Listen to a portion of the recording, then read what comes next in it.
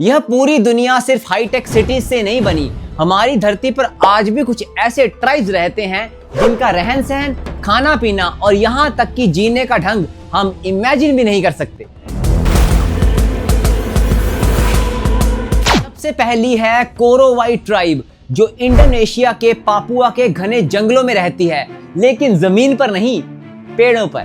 हाँ, कोरोवाई जनजाति के लोग जमीन से 30-40 मीटर ऊपर पेड़ों पर अपना घर बनाते हैं, जिन्हें ट्री हाउसेस कहा जाता है। जमीन पर रहना इन कोरोवाई ट्राइब्स के लोगों को अनसेफ लगता है और पेड़ों पर रहकर ये बाढ़ से और जंगली जानवरों से भी अपने आप को प्रोटेक्टेड फील करते हैं। क्लाइंबिंग, चाहे रस्सी चाहे सीढ़ी का यूज, इन सब ट्राइब के लोगों को बचपन से ही आ जाता है, इसलिए पेड़ों पर रहना इनके लिए बड़ी नॉर्मल बात है।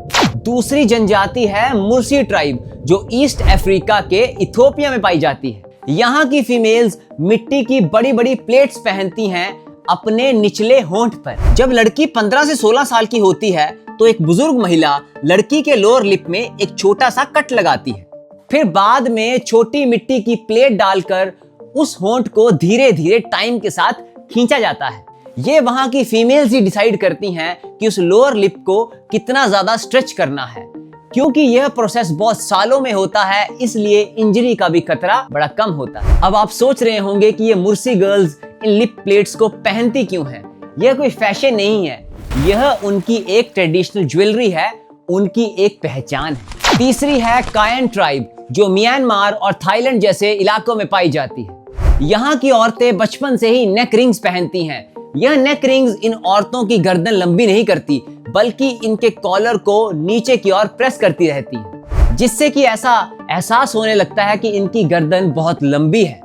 यह नेक रिंग्स इनके ब्यूटी और कल्चर का साइन है, और इस नेक रिंग को हटाना कल्चर को छोड़ने जैसा ही माना जाता है। नेक्स्ट है यानोमामी ट्राइब, जो ब्राजील और वेनेजुएला के रेन फॉरेस्ट में पाई जाती है।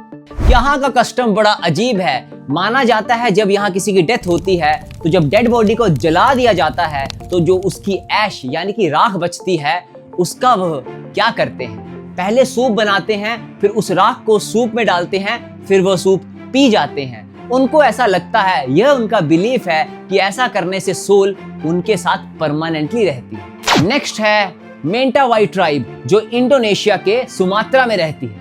यहाँ के लोग स्पेशली वुमेन अपने दांतों को तराशने यानी कि शार्पन करने के ट्रेडिशन को फॉलो करती हैं। इस प्रथा को पिलोंगी या केरी गिगी के नाम से भी जाना जाता है।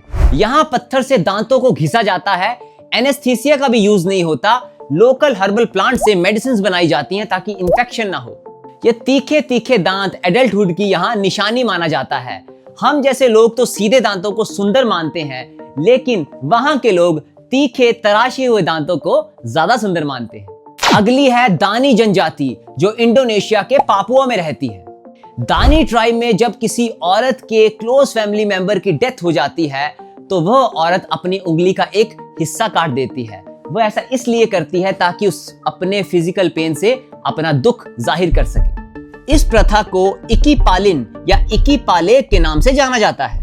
हालांकि यह प्रथा अब इंडोनेशियन गवर्नमेंट ने बैन कर दी है, लेकिन आज भी कई ऐसी पुरानी बुजुर्ग महिलाएं हैं जहां आप उनकी कटी हुई वह उंगलियां देख सकते हैं। यानी कि समय के साथ सोच तो बदली, लेकिन पुरानी निशानी रह गई। नेक्स्ट है असारो मडमैन ट्राइब, जो ऑस्ट्रेलियन कॉन्टिनेंट के पापुआ न्यू गिनी में पाई जाती है। यह लोग अपने शरीर पर सफेद मिट्टी यानी रिवर क्ले मलते हैं, साथ में मिट्टी के डरावने मुखौटे भी पहनते हैं। पुराने जमाने में तो यह लोग ऐसा एज ए वॉर स्ट्रेटेजी अपने दुश्मन को डराने के लिए किया करते थे। आजकल यह सब चीजें हमें फेस्टिवल्स में ज्यादा देखने को मिलती है। अब हमारे प्यारे भारत देश की एक स्ट्रेंज ट्राइब की बात करते हैं, जिसका नाम है सेंटिनलीज कम्युनिटी, जो भारत के अंडमान एंड निकोबार आइलैंड्स में पाई जाती है। यह सेंटिनलीज ट्राइब पिछले कई सालों से बाहरी दुनिया से कंप्लीटली कट ऑफ है। अगर बाहर से कोई इनके साथ कांटेक्ट बनाने की कोशिश करता है तो ये तीर चलाते हैं और उनको वार्न करते हैं कि वो वहां से चले जाएं। इंडियन गवर्नमेंट ने भी इसे as a reserve tribal area घोषित किया है, जहां किसी भी आउटसाइडर का जाना अलाउड ही नहीं। बिना किसी हॉस्पिटल, पुलिस और यहाँ तक कि एजुकेशन सिस्टम के भी ये सेंटिनलीज कम्युनिटी कई हजारों सालों से कैसे सर्वाइव कर रही है, रेस्ट ऑफ द वर्ल्ड के लिए यह एक मिस्ट्री से कम नहीं है। नेक्स्ट ट्राइब हमें साउदर्न अफ्रीकन रीजन्स जैसे नामीबिया और बोत्सवाना में मिलते हैं, जिसका नाम है सैन बुशमैन। माना जाता है कि यहाँ के लोग नॉन पॉइजन स्नेक्स का मीट खाते हैं, लेकिन पहले प्रॉपर क्लीनिंग और कुकिंग करते हैं, और स्नेक फैट को भी ये लोकल मेडिसिन के लिए यूज करते हैं। लास्ट है बाटेक ट्राइब, जो मलेशिया के रेन फॉरेस्ट में पाई जाती है। यह लोग अपना कभी भी परमानेंट घर नहीं बनाते और इनके यहाँ पे खाना शेयर करना मैंडेटरी है, यानी कि कंपलसरी है। इसके अलावा यह मेरा शब्द का इस्तेमाल नहीं करते, हमेशा ही हमारा कहते हैं। किसी भी चीज को छुपाना या चोरी करने को यह इमोरल मानते हैं, और इसी यूनिक ट्राइबल कल्चर को एंथ्रोपोलॉजिस्ट रेशियल इक्वालिटी मानते हैं। ट्राइबल होने का मतलब बैकवर्डनेस नहीं होता, यह लोग तो बस अपने आप को एनवायरनमेंट के हिसाब से एडजस्ट कर लेते हैं। हम अपने हिसाब से जीते हैं, इसलिए हमें इनका जीने का तरीका थोड़ा सा स्ट्रेंज जरूर लगता है। आपको इन सब ट्राइब में से सबसे ज्यादा यूनिक और स्ट्रेंज ट्राइब कौन सा लगा, हमें कमेंट करके जरूर बताना। Thank you.